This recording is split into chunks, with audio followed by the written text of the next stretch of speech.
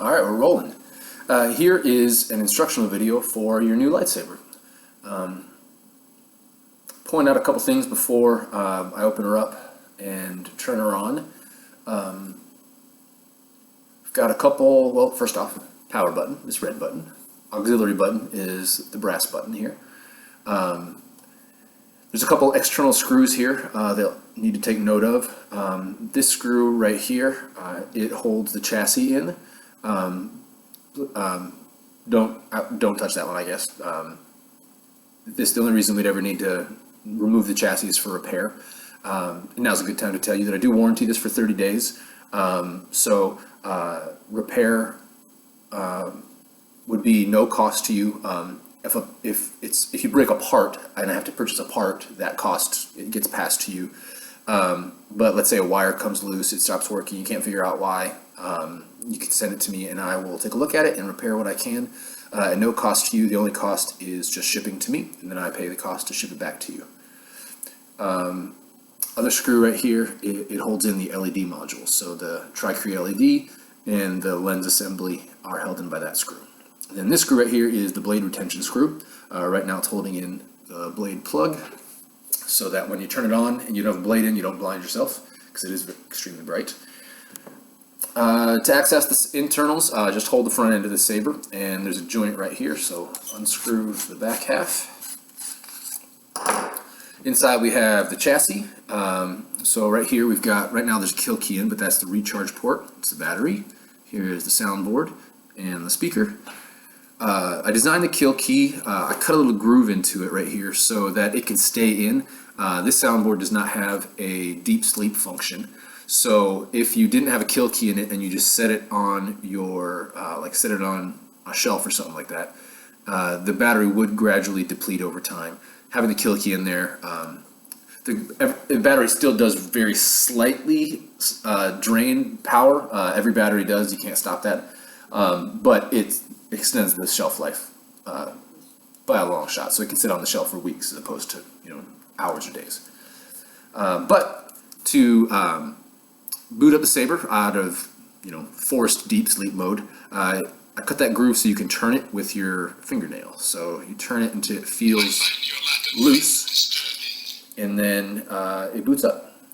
And you'll know it boot up because you'll hear the sound, and the SMD LEDs right here will start blinking. I wouldn't recommend turning it on and waving it around. Actually, it would void the warranty if you did this, but don't turn it on and wave it around with this stuff exposed. Because if you had a blade in and you're swinging it around with this stuff exposed and you drop it, that's how you can really jack up the internals. So before you put a blade in, always put on the back half.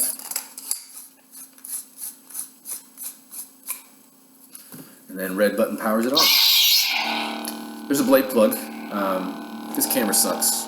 It's just my laptop camera.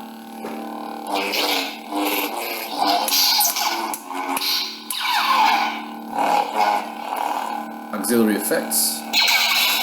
It's a blaster. If you press and hold that button, it does a lockup effect. It takes a little bit of timing, but if you press and swing, it activates a force effect.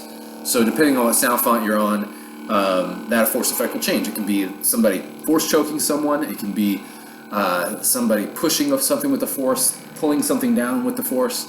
There's also a secondary one that requires a second kind of timing, but press and clash. I didn't get it. Oh, that's it. It's just a longer little sound. But anyway, I'll show you some of the features, and to do that we'll put a blade in. So just loosen that screw there. Take out the blade plug. A couple things about the blade. It's a polycarbonate tube. That tube that has cellophane wrap inside to help diffuse the light. I'll have this cap on here, and the reason why is that the cellophane is loose inside. It's not glued inside, and that's actually a good thing. If this were to be glued in to hold it in place, this blade will flex. I don't know if you can see that, but the cellophane wrinkles.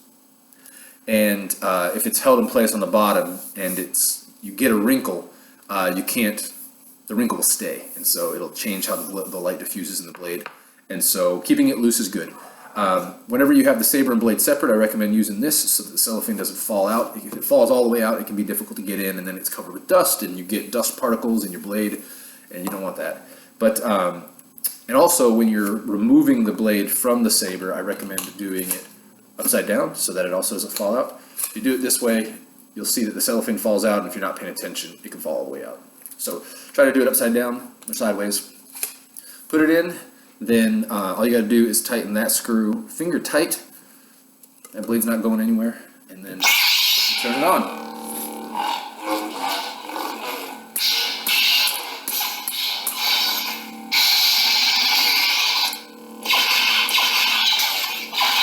It's got this cool feature, so you can trigger blasters by hitting the button over and over again, but it also has a motion sensor where if I just tap it once, it's like I'm blocking a bunch without having to keep tapping the button.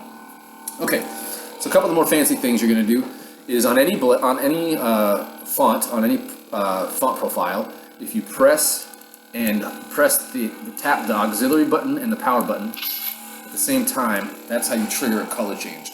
Man, this camera is just jacking up these colors, I think, but you'll be able to tell that it's changing, even though if you can't tell what color it is.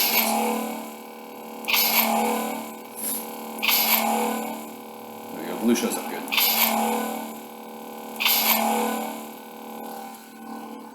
That kind of looks white on the camera, but that's purple. You can kind of, if I shine it over here, can you see it? No, you can't even see it on the wall. But I promise that's purple. You'll see it in person. But yeah, so color change is those two buttons at the same time. When you get good at it, you can just do it with your thumb and your finger at the same time. But we're back around to red. This started as red. Okay, so we'll turn it off. You can see the color as the changing on my face as the camera adjusts. So that's not the saber. That's my camera. So there are 12 sound fonts on the soundboard on the SD card, and to access the menu to change fonts, it's all through the auxiliary button. So press and hold the auxiliary button until you hear the menu sound play. Crystal selection. So it'll beep. If you just let go on the beep, it'll just play the boot for the current sound font you're on. So let me select this one to show you what I mean. I find your lack of faith disturbing. So if I just hold this. Crystal selection. Oh, I did it long enough anyway. So actually, that might not be the way it works. So, but anyway, here we're in the menu, and if we hit the auxiliary button, we'll scroll through the fonts. Flourish, Shatterpoint, Spitfire, Form 7, This is General Kenobi. General Kenobi, Lignin, Audio player. an audio player. It actually has music tracks on it. I'll show you how that works. If you press and hold that to select it, it plays music. And then the blade pulses to the beat of the music. To stop it, you tap that, and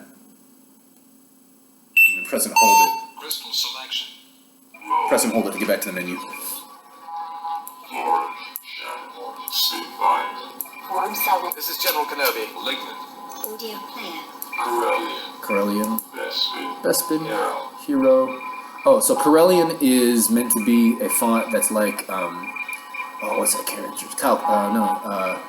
Corran Horn, from the iJedi Expanded Universe book.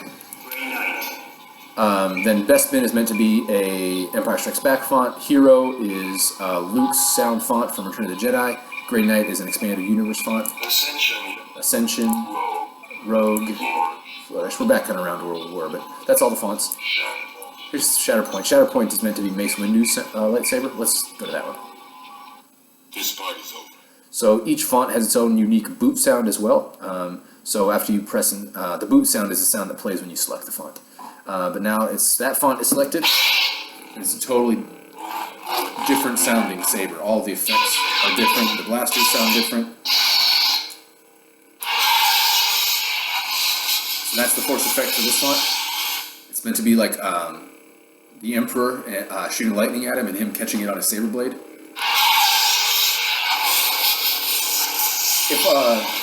If a force sound is long, like some of them are like 5, 6, 7, 10 seconds long, and you want to interrupt that sound while it's playing, if you just trigger a blaster, it'll stop.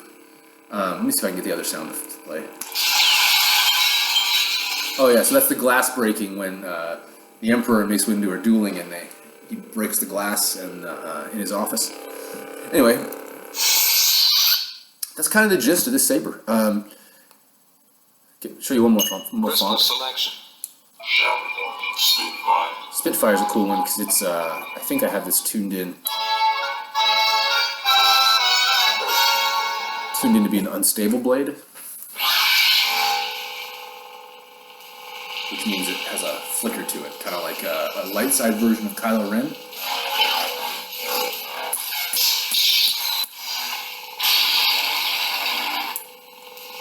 Oh, my wrist.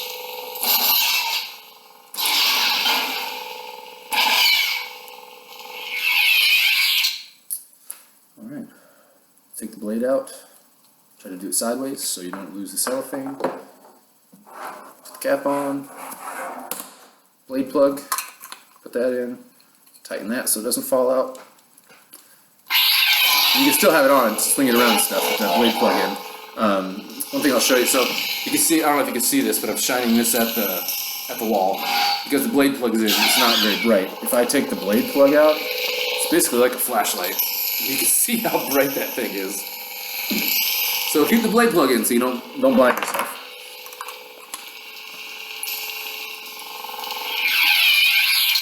The last thing I want to show you is to recharge the saber, you'll need to remove the kill key because it's in the way.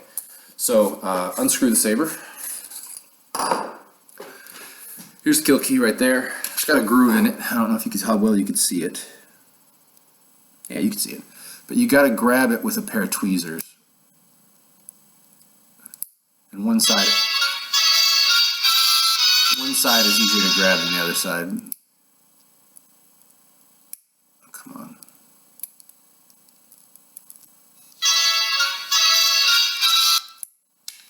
There we go. I got it out. But you'll have to remove that kill key to recharge the saber. And then there's the recharge port. Try to keep the kill keys in there for a couple of reasons, actually. Kills power to the saber, but it also protects the recharge port, so nothing can go in there and short it out. Because if something were to go in there that's not supposed to be in there, it could short out the battery. You don't want that. The battery I'm sending you is a 7.4 volt lithium-ion battery. It says 8.2 volts on it because that's max charge. A 7.4 volt battery can be charged to that level, and then after you turn it on, it drains back down to the level it's supposed to be. So don't worry about that it says 8.2 on the charger. It is a 7.4 volt battery charger. The only other things I can think of is if you ever want to change the sound fonts, the SD card is accessible right there. You press it in and it pops out.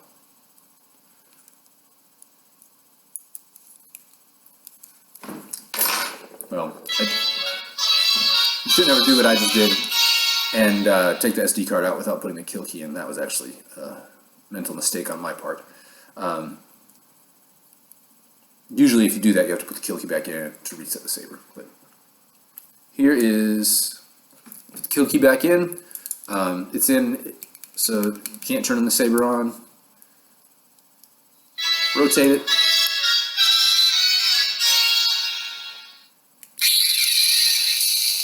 And then you can turn the saber on.